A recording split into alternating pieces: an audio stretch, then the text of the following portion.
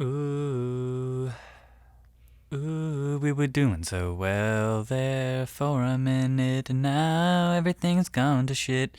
Now everything's gone to shit because of Wi-Fi.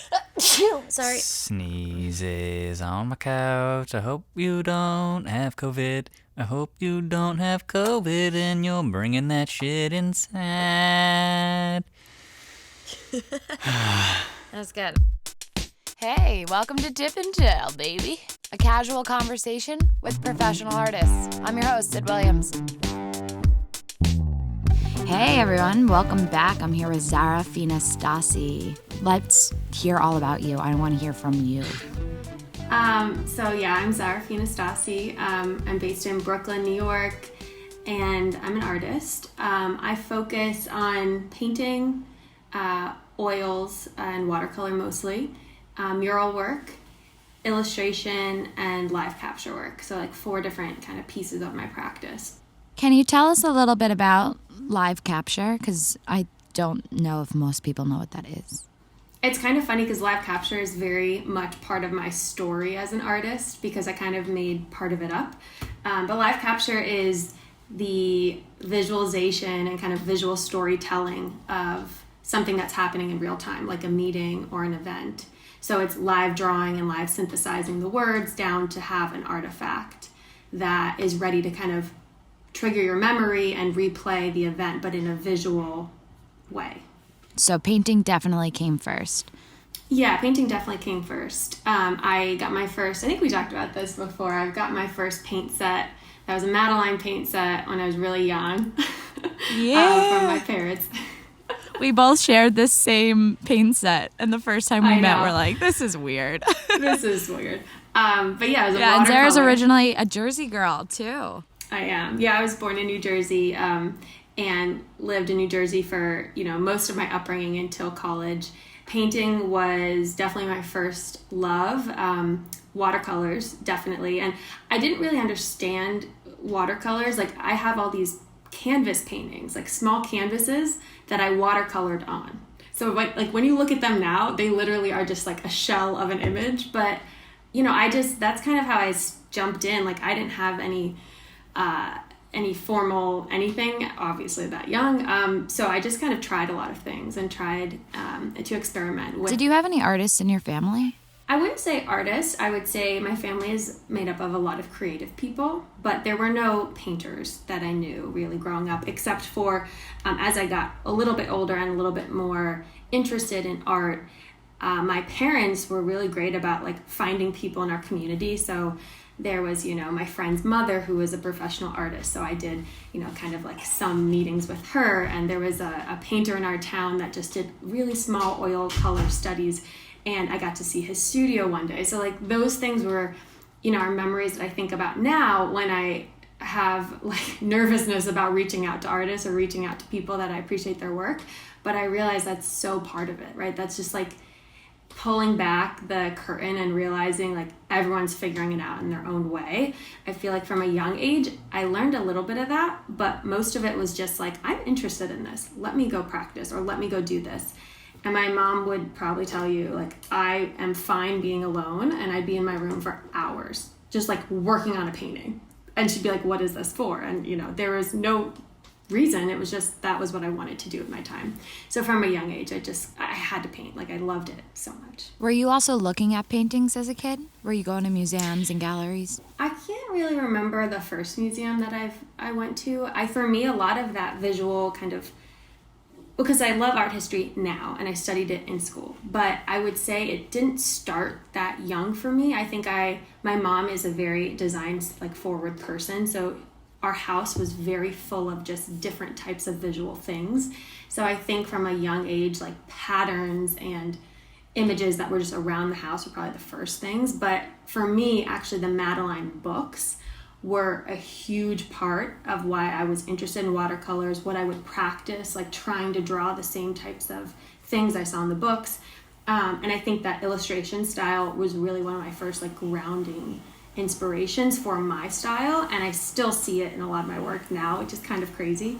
I feel like we all have that one thing maybe in our work. for me, that book and the series, and also like the playfulness of the images and the layering of kind of the washes and the ink on top, a lot of my stuff comes from that work. So that's like my first museum would be books, I think. That's great.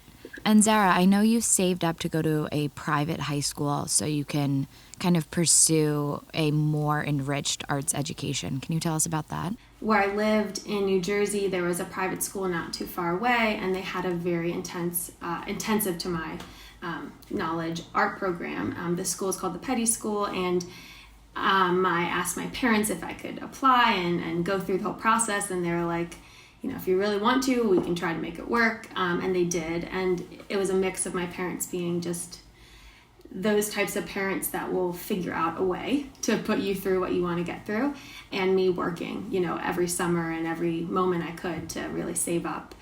That school has been very instrumental to my practice because it was the first time I was able to be in a place with other artists, like a very kind of like hive moment where, there was 10 or so of us that our senior year got little studios, and we were in those studios all the time. And, they were really just movable walls, right? With like an area you could leave your paints out. But it was so important to me because I never had interacted with like peer artists. And that was the first time, you just saw what makes someone's style a style, and we'd go through really intense critiques. And I had teachers that were very open to letting us lead, follow our interests and lead our projects. That was the first time I think I was introduced to the idea of both murals and live capture. And the reason I say that is it was the first time I got introduced to kind of the large blank canvas, like the large blank canvas. And, there was a teacher I had who at the time was super supportive of my interests. And when I mean interest, like I loved painting nature. That's one of my biggest inspirations. But I would paint it from like a distance. So we had like this lake on campus, and I would set up and do watercolors, and they're kind of all the same, right? Like the circle of the lake, the trees around it. And I definitely kind of dabbled in, look at these colors or these patterns, but ultimately it was like probably pretty boring as going through crits of like, what is this? As also being a 17-year-old. Everyone, you're like thinking the whole time, you're so emotional, etc. So it's a rough time as a lady. It's a whole thing. Yeah, it's a whole thing. But what was really interesting is in that same year, I think it was my junior or sophomore year, I had a teacher who took me aside and was like, hey, we have this canvas. Are you interested in it? And it was this really big canvas. I can't remember exactly. It was like 8 foot by 7 foot or something. Huge. To me, huge. Still big. Definitely. I mean, it wouldn't really fit in my apartment now. So like maybe up against a wall. No, but it was one of those things where he mentioned it, and I know he had a reason behind it. And looking back, like the greatest teachers always do, right? They see kind of something in you that you don't necessarily see right then. But what we did was, he helped me design a project that took my love of nature but flipped it, and took my small scale paintings and flipped them. So instead of painting like a lake, I decided to find something on campus that I could really kind of investigate, like get into. And I found this like bush that had some buds because it was like early spring. And I literally sat in it. And I had my tracing paper and I had my notebooks, and I was surrounded, like I remember just like looking side to side, and there was, sticks everywhere. Like just like a really like intense like netting of sticks. A Narnia style. That's sick. Very much. And so I started just kind of sketching, and I had on my little piece of paper, like the dimensions of my final canvas, not really knowing what I was going to do with it. But I ended up sketching, the first time, let me just hit the buds. Okay. And the second time, let me hit like the line drawing. Third time, whatever. And what I ended up doing was layering them on top of each other and then creating something brand new on this huge canvas. So the canvas ended up being like this huge part of our winter show, and plus only a couple little studies, but it was of this like really small thing. So it just like flipped my mind around, like, you don't have to paint the whole of something to really explore the something. And for me now that I'm getting back into my painting practice after my journey has kind of been like a long and winding one. Now that I have a more sustainable, like almost everyday painting practice, I find myself going back to that study of like the nature, but not the whole picture, right? And like some of the stuff behind me, you can kind of see in the video, it's really about the abstract and the organic shapes that make up the world around us. So that's what I'm kind of into right now. long way of saying that the school was very instrumental in letting me think about what interests me and what I really want to get into each day. That's great. I'm excited to see more of your work. I love your work. It has that soothing element of nature, but also that abstraction that really makes something interesting, that you don't know what you're looking at, but it feels so familiar. Thank you. I loved coming to your studio, even though, like Brooklyn Living Studios, it's very different. You got to make what you got to make what you can work, and you definitely make what you can work. Yeah. Where is this giant canvas? It's a good question. My parents have it. They've since moved from the house that I lived in when I did it in high school, and so it's in a little storage unit. My dad asked me the other day, actually, he's like, do you want this? And I was like, yes. And he's like, okay, so he's taking it off because it's been stretched this whole time and covered, but I'm going to roll it up, so I have it here. I don't know.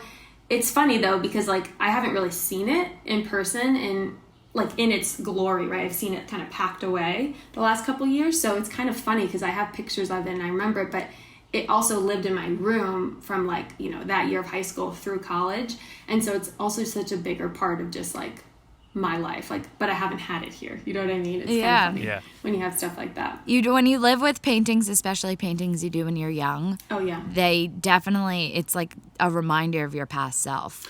Yeah. And it's funny because the ones that you keep around or the ones, I paint over some of my work now, especially living in Brooklyn. I have some canvases and some pieces. I'm like, that served its purpose. It was, a study of X, Y, or Z, but I would like to use the canvas in a different way. So just, sand it down and gesso it.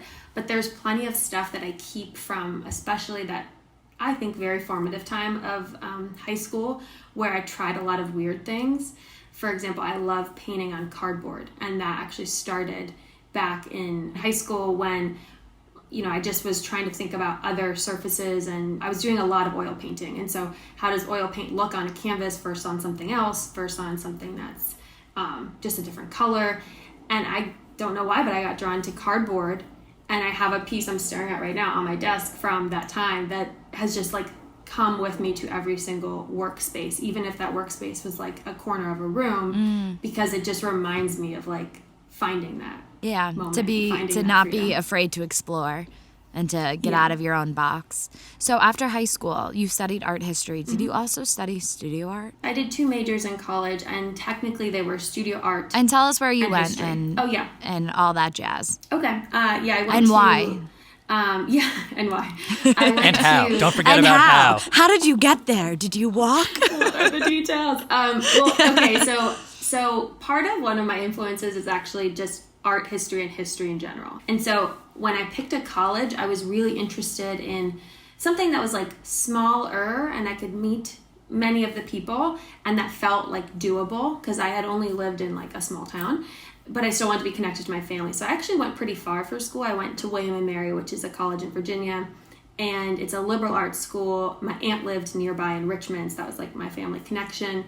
And it was one of those schools that I really felt a connection to, off the, the books that we had to look through for college, the really big textbooks. It was when I read about it, I don't know why, but I had a connection to it. And then when I got there, it was the right place, right time, right people for me. For some reason, I just never thought of applying to art school, even out of petty, even being very focused in on art while I was there.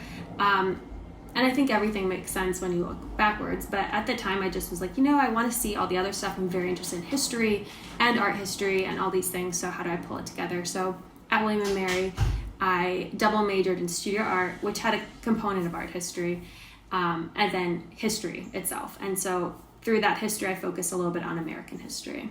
And then right from William & Mary, did you get a job at Deloitte?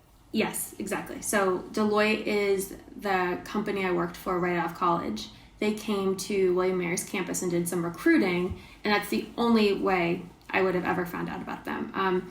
I went to a on-campus interview as a senior to practice my interviewing skills. I ended up getting an offer to come work for them in Washington, D.C. the next year. And at the time, I was very interested in being financially stable and being able to pay off student loans. So those were 2 big things that were driving my search. But I think when I think about it now, there was also some attempts at jobs I really thought I loved with different museums. And so I thought, I really love art. I really love history. Maybe a museum path is the right path for me.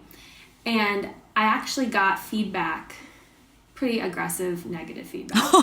Yeah, no, it was... Sometimes the best feedback. Believe me, I'm glad I got it. But I got feedback from someone, high up at one of these museums that I was interested in too many things. And that your resume needs to be much more, streamlined. What are your topics? What are the things you like? And they kind of laughed at the resume when I walked through it. And I'm like in college, when I think about it, I think I'm like a little kid. But I know I was in college, like I thought I had it together. And it was really jarring, but ultimately I knew at the time the feedback I was getting was wrong for me, because I knew like my strength has always come from being interested in a lot of things and figuring out how they're connected or figuring out how to make sense of it. And so at the time, what was important to me were those things around financial stability and also an interest in like, well, what else is there in the world? Because I didn't study business at all. I took some econ classes, but like there was no business experience. And so I was like, maybe this company will show me a couple things. And then when I go into like the real world after this company, I will be way more well-rounded. I'll figure it out. Amazing. That's a good head on your shoulders to have. I mean, going into your senior year of college. But at the same time, to be frank, like everyone I told, they're like, "What? I thought you were interested in art, or what? Like, I don't understand. Why would they hire you?" And I do give Deloitte a lot of credit, especially those who interviewed on campus that year, because I remember my interviewer said specifically that because I had an art background, because I wasn't from business, he was interested in how I was solving problems. Because you could just think differently. Exactly. And I think that was probably one of the first times I realized that there is so much value in coming from the art world into any world that you're going into, because there's just a lot of things that you equip yourself with when you are making work for yourself, when you're exploring different mediums, when you're talking about your work or talking to others about their work, that you don't really get elsewhere as easily. And it's so valuable in the business world for things like trying and piloting ideas, testing ideas, coming up with kind of out-of-the-box ideas, or thinking about like, oh, who can we talk to about this? Because as an artist, like you're always, inspired by different people and different movements. And you have to grow your own web because no one's going to grow it for you. You do. That's huge. So you're not placed in a structure. You have to grow your structure continuously. And I think that feedback of you're interested in too many things, I think women more than men are often attributed to that. And I don't want to make that a blanket statement, but I've often been told that myself as well, and a lot of other female artists I know. But I think that exploration when you're young, you shouldn't have to just be this another cog in the wheel that's moving towards point A to point B. Like, how do you know any, like, it's not about where you're going, it's about the journey. So it's like, I want to take the side roads. I want to take, the road less traveled to see what's going on so I can get a better picture of the world and how I am placed in it. So I definitely think that's an important key for your story, as being interested in a lot of things.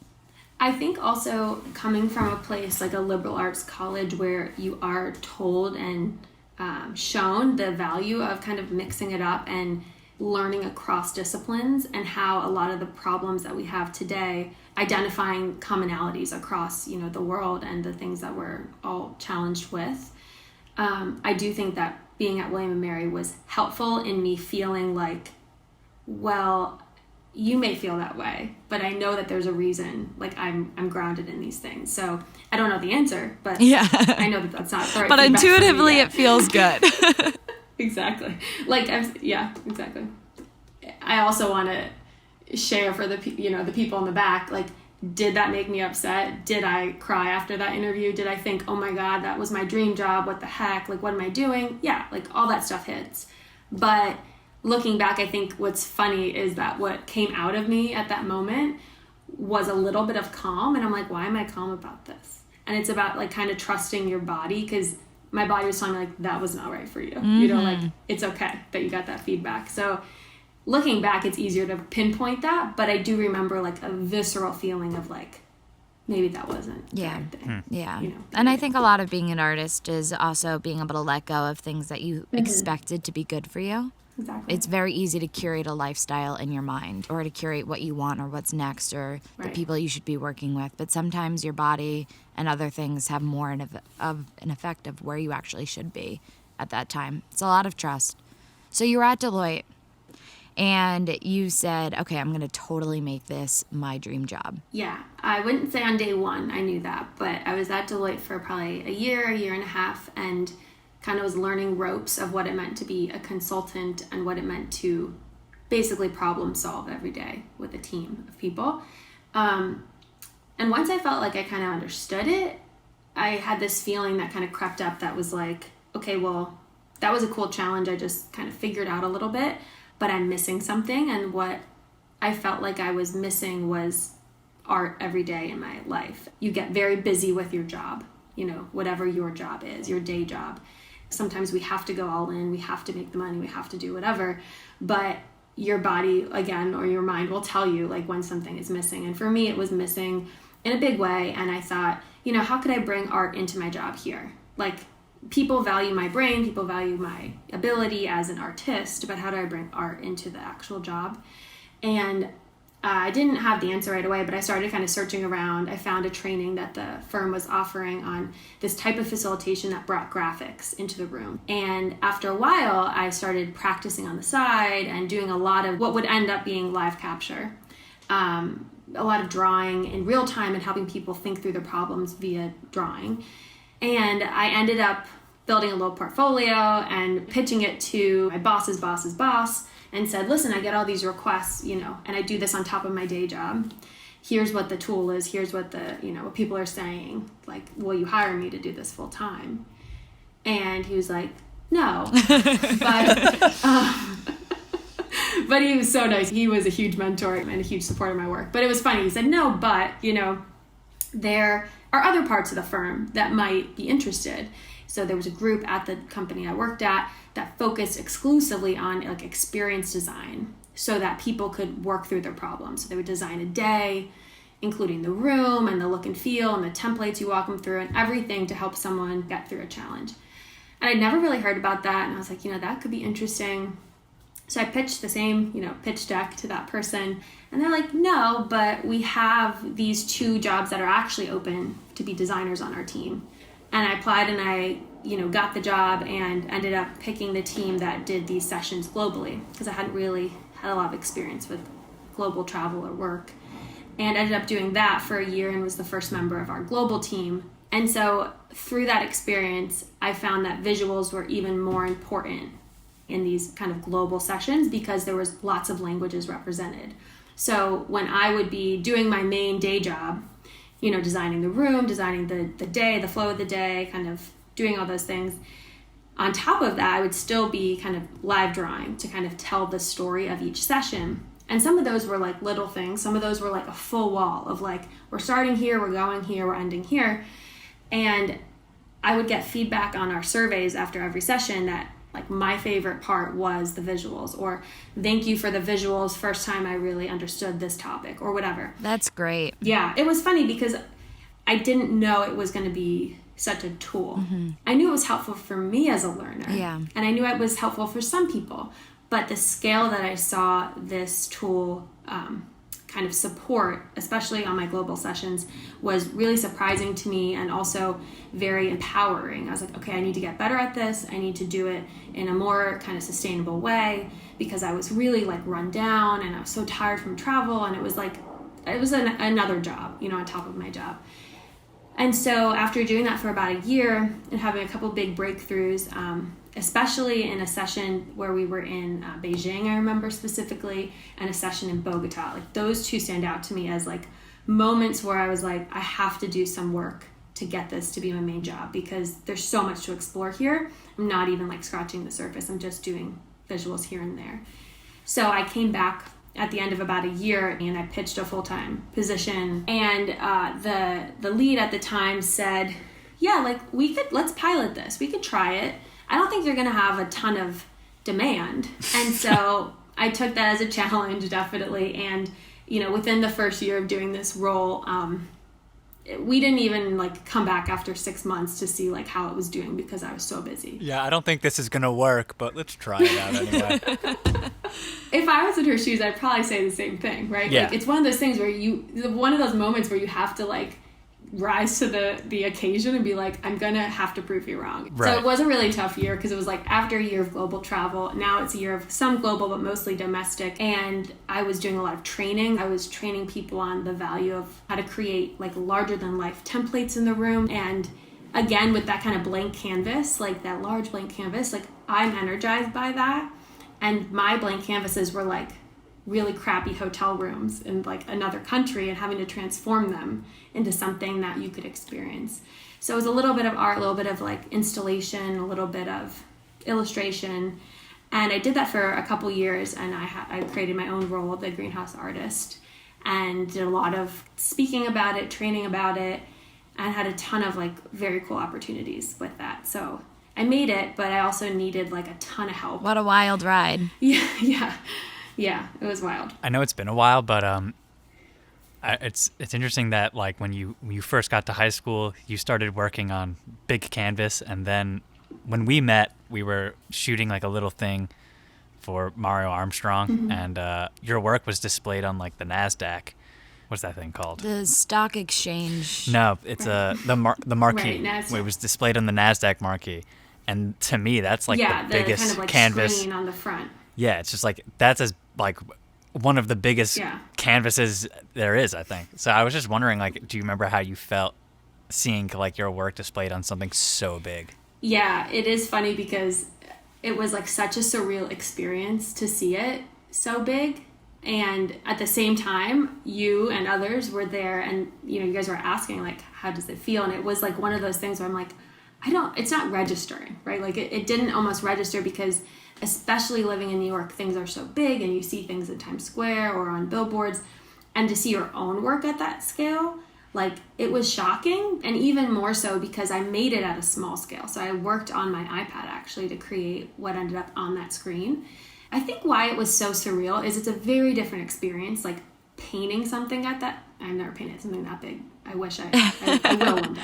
But painting something at that scale, and knowing kind of what physically goes into that, and then almost like projecting something that you made at that scale. And so it was a weird disconnect because I was like, that work that I created that is on the biggest screen I've ever seen did not take me that long.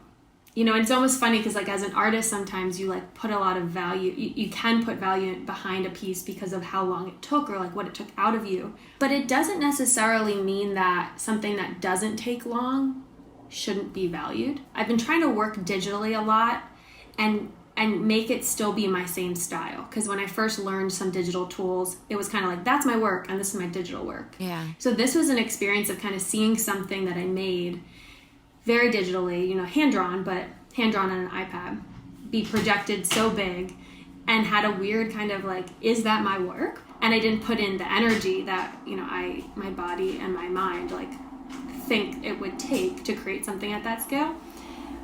But it doesn't mean it was any less crazy to see it or cool to see it. Yeah, I've seen pictures and I wish I saw it in person. It's just amazing. It was really cool. It was like, I was like, whoa.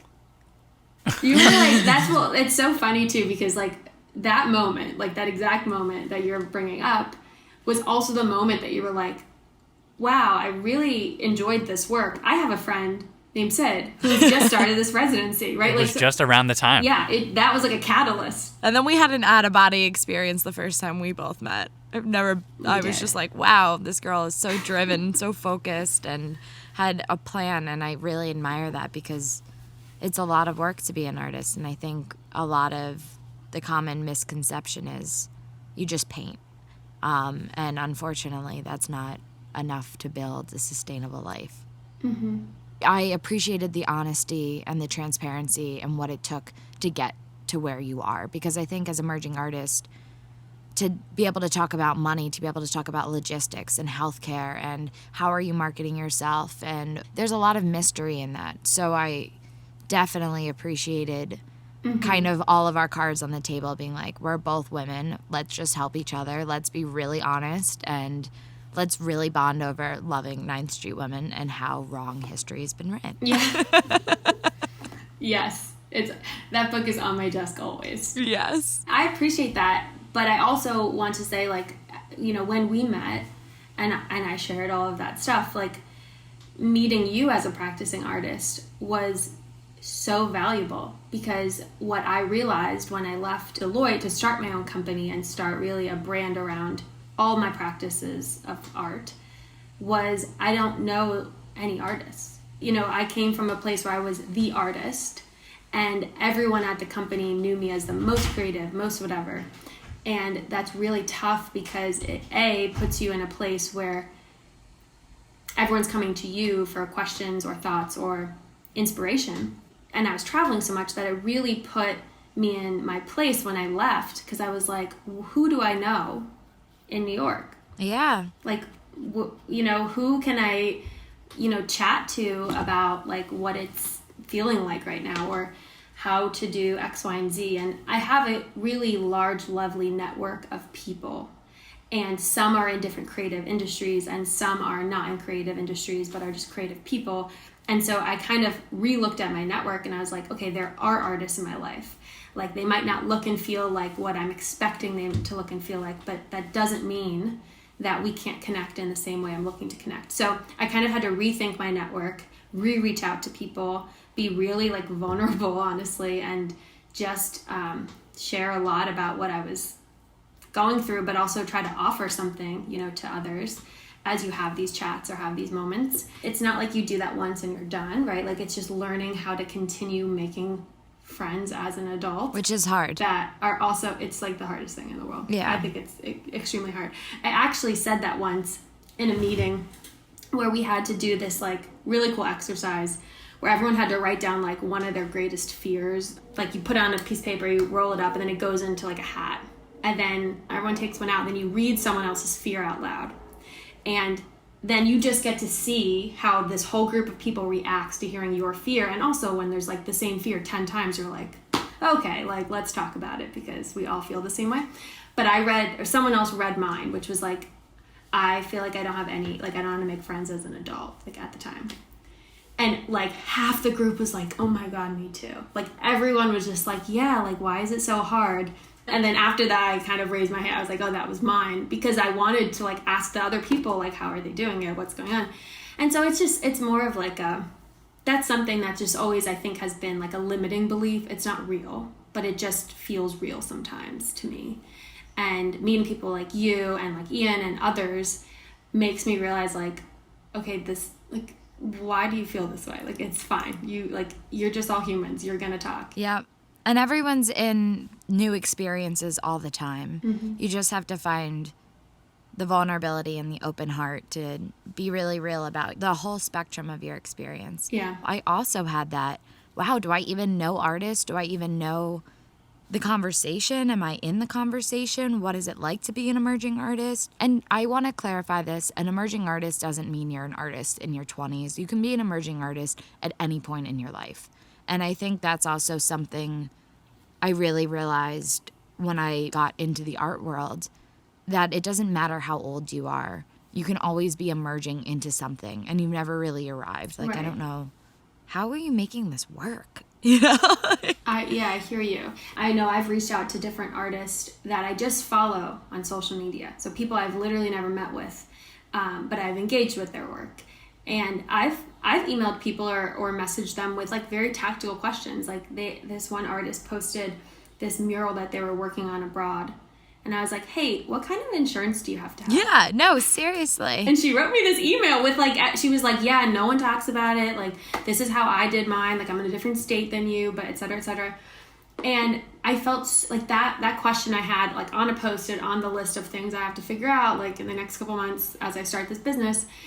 And it was weighing on me, and I was like, I think there's people in my life I can reach out to, and I don't necessarily even know them, and of course no one has to respond to me, and I was so blessed when she wrote me back. And it was so interesting because once I started that once or twice, I got more comfortable just chatting, not just like, hey, can you help me with this? It was more, hey, I'm really loving this type of work you're doing. Could you share where you get your inspiration, or do you have any process that you've like already outlined, like an interview or something that I could read? Because everyone's trying to figure it out. Yeah. But there's also so much value in hearing how someone else figured it out, not because you're going to follow them, but because it just gives you hope. Yeah. Like, it just helps you realize, like, yeah, I do have to take more risks, or yeah, I do need some more rejection in my life, because that's what it takes to get to that next level. And it's just a reminder too that everyone has their own journey, and it's not easy for everyone, and it is not hard for everyone either. Like, Yeah, some people just fall into the make it really early, and that's their life. Some people have really easy journeys, and some people have really hard journeys, and that you can't, like, even if you're in one camp or the other, you can't really wish for the other, because the work that you're creating, is going to get better because of your journey, whatever that looks like for you. I feel, I don't know that for sure, but, it gives me hope when I see how someone else's journey is influencing their work. That's all you can really do, is just keep trying, keep pushing. I recently heard the best portrait of an artist is to look at their career. It's the best way to, like, understand an artist, is not to look at their work all the time, but to look at how they built their career. It's really like the works of the artist reflect the career. I think... Like, making work isn't the career. Sorry. No, it's okay. I'm good. How has social media and the internet changed the contemporary art conversation? It's a great question, because it's funny. I feel like when you say the contemporary art conversation, I know exactly what you're talking about, but it's something I'm learning, because I'm like, feel so new to the art world, I guess I should say. And I almost feel like a little bit of that imposter syndrome of like, I don't know, am I a contemporary artist? It's like, are you making work right now? Okay, you're a contemporary artist. But like, in my head, when you say that, like, I kind of freeze up, because I'm like, I don't know. And that's just me being very honest. But I will say, from a social media perspective, personally, I have to catch myself changing my work.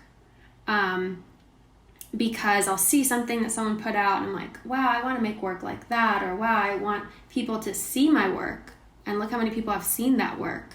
Maybe it's because my work is not good. Like, and there's the comparison of social media that I definitely fall prey to a lot. I've been trying to use it very differently and thoughtfully, especially this past year, to truly share my work and share my process, because I found that process that artists are sharing is what I'm most interested in. Also, from a business perspective, I follow a lot of small business owners or folks that are creating something in the world that hasn't existed before, because I find that there's so much cross inspiration from people just making something of value, making something of interest to them, and putting it out in the world. This woman named Grace Bonney, who is an author, she's a designer, she wrote and pulled together the book In the Company of Women, if you've ever seen that. Oh, I own that book. So that book was super valuable to me. It was gifted to me a couple years ago, and I was thinking about making a change, and it's like constant inspiration. It's another book that's on my desk all the time. But what I love about Grace is that she creates things in the world that help kind of show the work behind the work. And so when she pulled this kind of book together of all these incredible women doing work, she did so because it didn't exist, and she did so because she found interest and value in speaking to all these women and seeing what inspires them, seeing what their biggest challenge has been, or really learning from them. She's someone that like I will forever follow on social media, because she's just it shares so much, helping you navigate. Yeah, it's so valuable. I think what's interesting now, having everything be virtual for the most part online, is that you can expand that circle even further. Like, you do not have to be specifically educated at a certain school or live in a certain city to show and share your interest in a certain type of art, and that's positive. But I do think that it's also important to remember, like, not everyone has access to that world, just like not everyone had access to like that New York world that you described.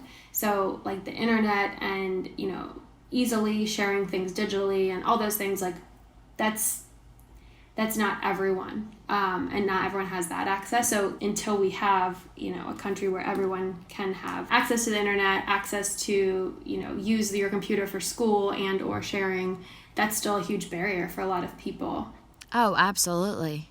I was in the Bowery painting a mural 2 weeks ago, and then I went back to touch it up, and I had solidified some relationships with the homeless folks on the block I was painting my mural at, and all of them were like, oh, like, this is great, this is what I can see, this is, thank you so much for coming and providing this art.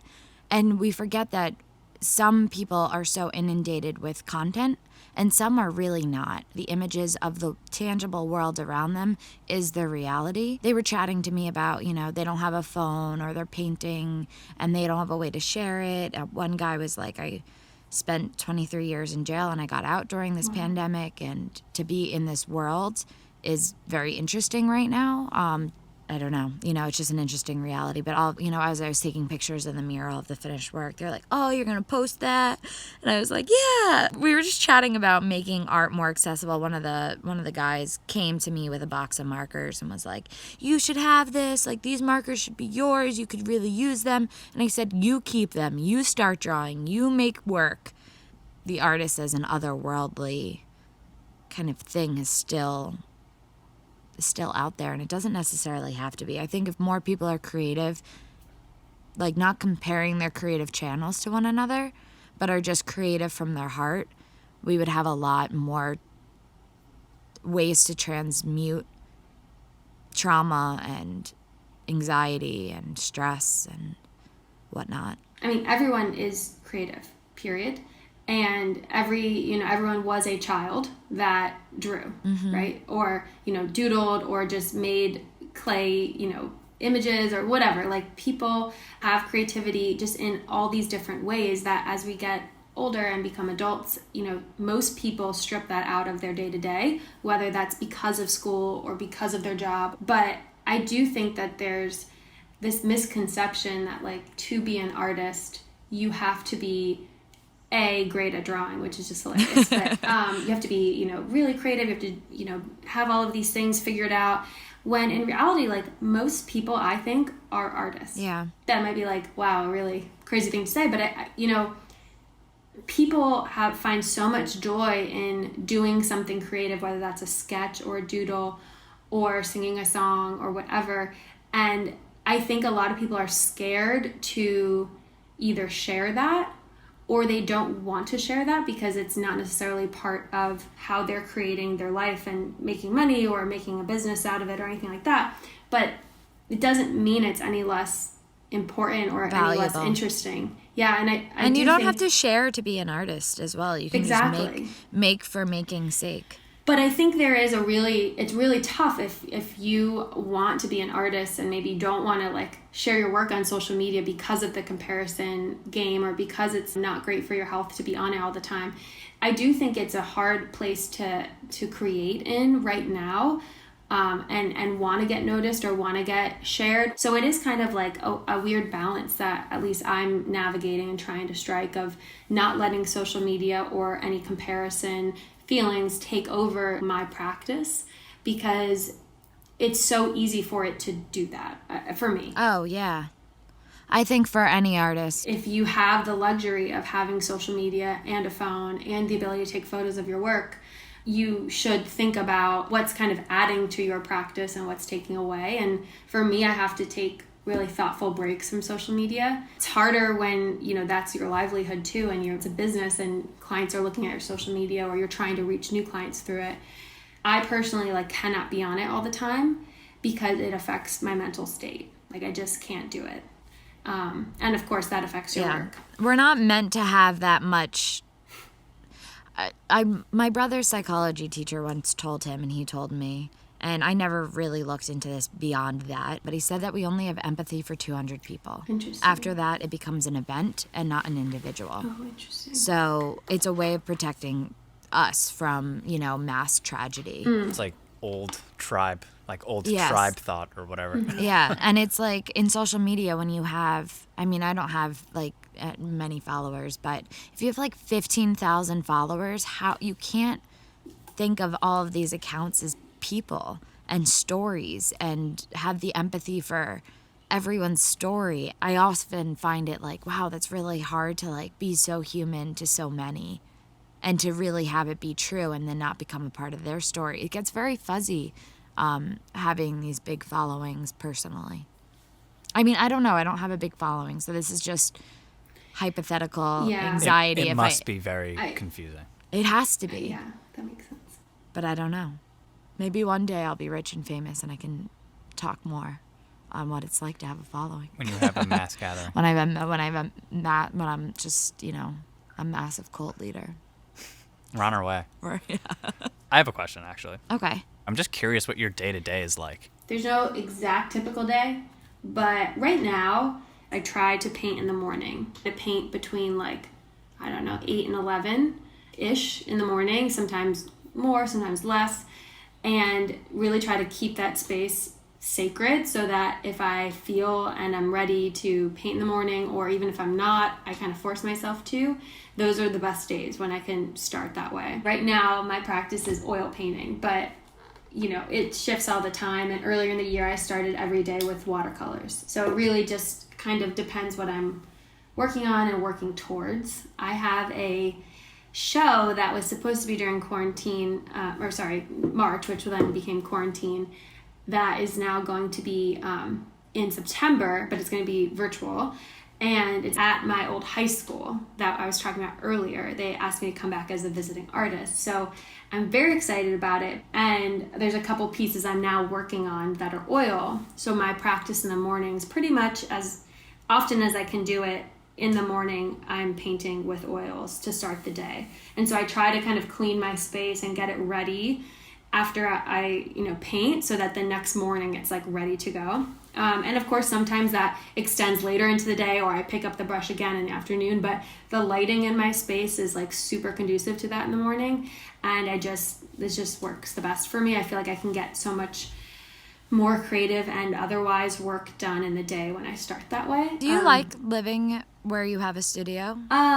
Yes, but I also recognize I've never really had it any other way. I mean, I guess in high school when I had a small studio on the campus, I would go home at night, so I wouldn't be able to walk in whenever I wanted, but it's just an extension of my life. That's how I think about my work. It's just kind of all mixed together. I'd be super open to having a separated space, and I wonder what that would do for my work, honestly, and I wonder, what changes would come, because of course that totally affects the type of work that people make, is where they make it. But I'm also very humbled that I have this space I have. This is the largest space I've had to work in, and you've seen it, it's pretty small. But the idea of having a whole dedicated room, the way you've organized it is Thank great. you. Yeah, it's the dedicated space is what is so huge to me, because I've worked in lots of different spaces. I mean, my partner and I, we shared a tiny apartment in the East Village when we first were together and before we got married. And, I had a desk and all my stuff was kind of smushed in a bookshelf, and I still made work, but it's so funny to look at that work and see the scale and how it just affects, the type of stuff that you put out sometimes. Totally. Whereas here, I do feel even though it's kind of small, it gives me so much wall space to work on things, and my paintings are getting progressively bigger. And it's kind of funny because if I turn one painting sideways, there's an inch on either side of the wall, so you can't keep it like that when you work on it. But I've been working through kind of using the space, especially kind of a dedicated space, if I can, in the mornings, to do that painting work, to do that oil work, and to get in that rhythm. Has COVID really changed your practice, because you do have this live-in studio? I mean, even though I do work from home most days, I feel with COVID and all of the different challenges that COVID brought with it, it was hard for me to find some motivation, I would say, at the beginning. I was well, what am I working on and why am I working on it? Also, some of my other streams of income, when I talked earlier about live capture and illustration projects and murals, a couple murals got canceled, and a couple of my live capture projects got canceled because they were in-person events. Money floats everywhere in your work, and so that put a bit of stress on just personally, oh wow, a lot of stuff got canceled. Like, you know, it's bigger than me, right? Why these things got canceled, but it did kind of impact my ability to just kind of keep creating the things I was working on, or at least it kind of made a dent in them, I think. But I tried to just kind of keep it going, keep working, and keep kind of making myself work even when I didn't feel super inspired to work on these pieces. One of the paintings I'm working on right now, I started right before kind of the quarantine and everything hit, and I thought I kind of finished it a couple weeks ago, and I just took it off the wall yesterday because I'm like, this is not where I want it to be. And it kind of felt very tight. I don't know how to explain exactly without showing it, but it was like, it all fit together, but it was a little bit too tight. And I think it's a reflection of how I was working like the last couple weeks in quarantine. Send me a picture of it. I will. I have like, I have a before and after for sure, because 2 days ago I just kind of started laying on top. And I think a lot of my work is like that, where especially my abstract work, I feel like either it's kind of a one and done, or I really work in layers, and I really work in like putting it down, and then even with oil painting, like wiping it away to get like kind of a half color in between. And I think a lot of my practice, especially before quarantine, but during it, has been about kind of making small progress every day and keep going. I didn't really do a lot of one and done pieces the last couple months. But I will say that every day I do a bit of email, a bit of kind of like outreach or business like development type work, especially for murals or for illustration. I really would enjoy doing more editorial illustration. So working with art directors that are like, hey, here's the story we're trying to tell, and me translating that into, you know, a visual or multiple illustrations. I feel like I do so much of that live and in these like kind of high pressure situations, and I would really like the chance to like have a week to do that and do it in a really kind of like interesting, different process. Like, I just have never really done that type of work.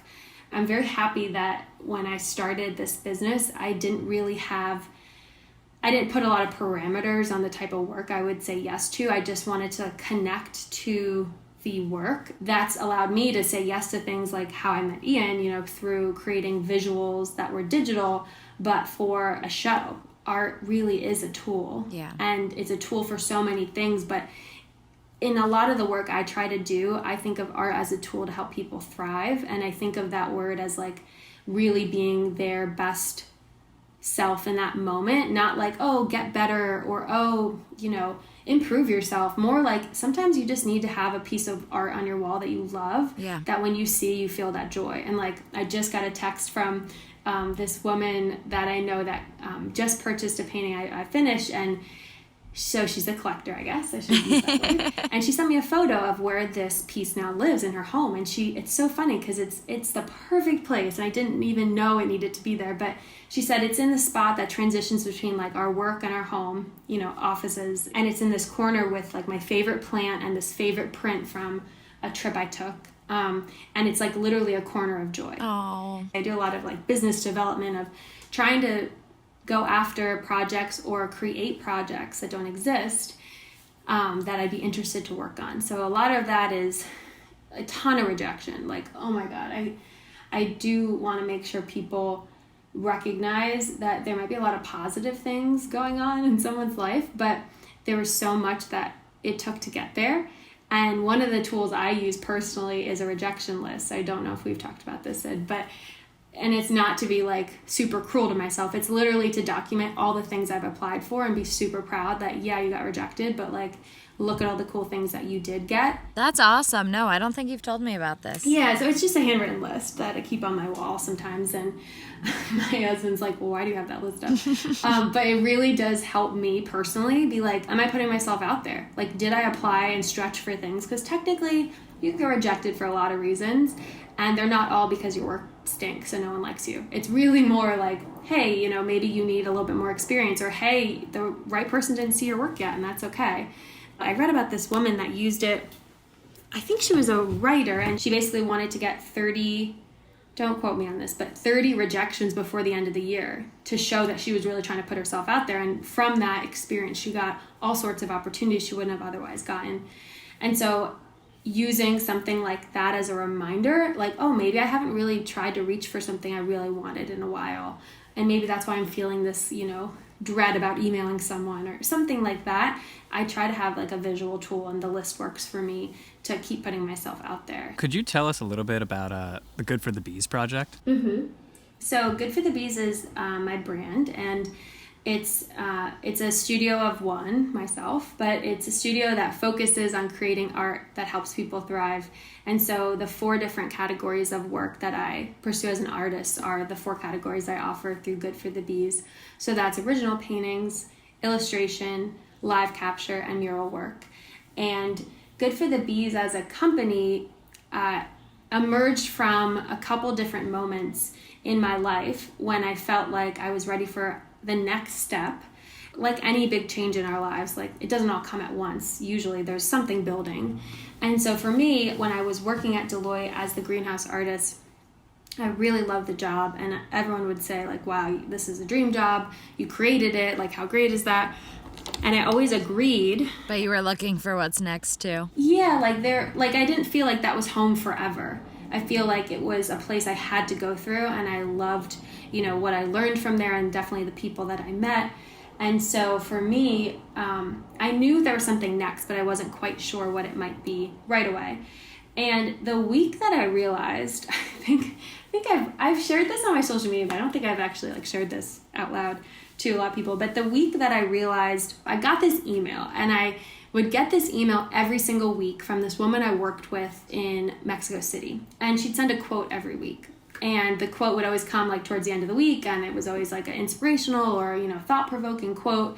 And she would send it to her community, and that's how she kept in touch with a lot of the people that she met. Anyway, she sent that week's email out, and it was a quote, and it's a quote that I based my business name around, which is, that which is not good for the hive is not good for the bees. And the whole point is that, if you're doing something and it's not good for the group, it's not good for the individual. Oh, I love that. And I wanted to create a business that was good for the group and the individual. I wanted to create something that really recognized, you can make an impact at an individual level with one piece or one visual, but also at that larger level with things like murals or creating materials to help people learn about a topic. And it's all grounded in the art that I do, but I wanted it to be kind of packaged in that way because it spoke to me so much at that moment. Remember, I wrote it down, I doodled it all over this paper, kept the paper, and that was probably in I guess July, and a year and a half later I started the business. I want to create work that helps the world be a better place to live in and experience. And I think for me, I'm not sure, but I think that's going to mean more outdoor painting and outdoor space work in collaboration with the people who live there, or the people that want to live there, or the people that are learning in that community, or whatever the purpose of the space is.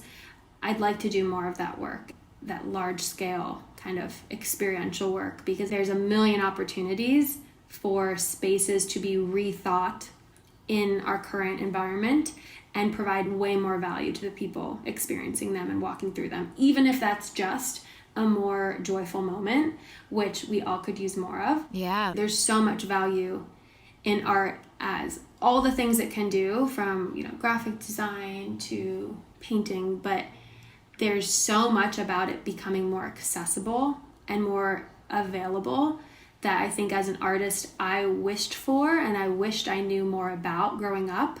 And so I want to use my work and my experience to help bring that to life more. So hopefully you will see more of that from me. Well, I cannot wait to be on your journey. I cannot wait to witness and support your journey. Thank you. Yeah, I'm excited. Zara, it's been so nice to talk to you. I miss you. I can't wait to have another studio visit and hang out. When it's safe, that'll be one of my first. You will be one of my first studio guests for sure, and vice versa, I hope. Yes, I would love to have you in my studio. My studio's been a mess, but well, that's a story for a different I'll just time. Follow along. Yeah, I'll follow along as you share the mess and the beauty of it, and I will be there for it. If I had a studio, I would invite you to it, but your studio is the world. Okay, I know about this. It's true. My studio is your studio. Exactly. Exactly. Well, I hope we can see each other soon because it would be fun to catch up in person. Yes, definitely. It's going to be like fireworks. Yeah, it's going to be the best. It's going to be the best. I think it's so funny you guys both had the same Madeline. We had. Oh, yeah. It was so weird. After I met you, I was just like, wow. This is so crazy. Because I also don't meet a lot of artists that like personally, like both being from New Jersey, both kind of hustlers, both have that like need to make and share and like also be, thank you so much. I got a coffee delivered to me. Oh my God, that's so nice. It is so nice, Carrie. You're the best. But yeah, I definitely like, I'm enjoying our friendship for sure. Ditto. For sure. Ditto that. All right. So, I'll sign off from here, right? Yeah, sure.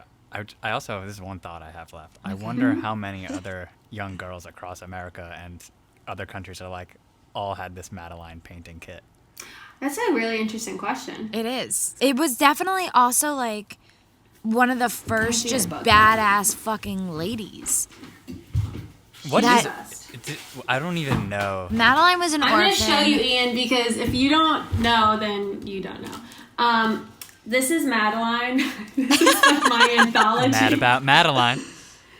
So this has like all the books, but I mean, So most known for just like her vibe, but like these are the illustrations. Now that I see it, your work totally is inspired from yeah, this. That's I wild. mean, it's one of those things that I didn't like. You don't do any of that stuff necessarily intentionally, but you look back and you're like, oh my God, this is like my greatest inspiration. That's so funny. But I wanted to find the one like quintessential picture of her house because I had that in my room when I was younger. My mom cut it out of a book and we framed it, which I think also is, I think why I do a lot of art that like doesn't necessarily have to be. This is one of my favorites. They're just great. Oh yeah, looks like a Matisse almost. It is sort of Matisse. All right, Zara.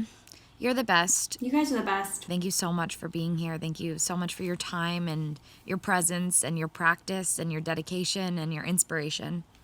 I appreciate it. Thank you. Thank you guys for having me. We'll talk soon. Well, yeah, we'll talk soon. Okay. All right, bye. Bye-bye.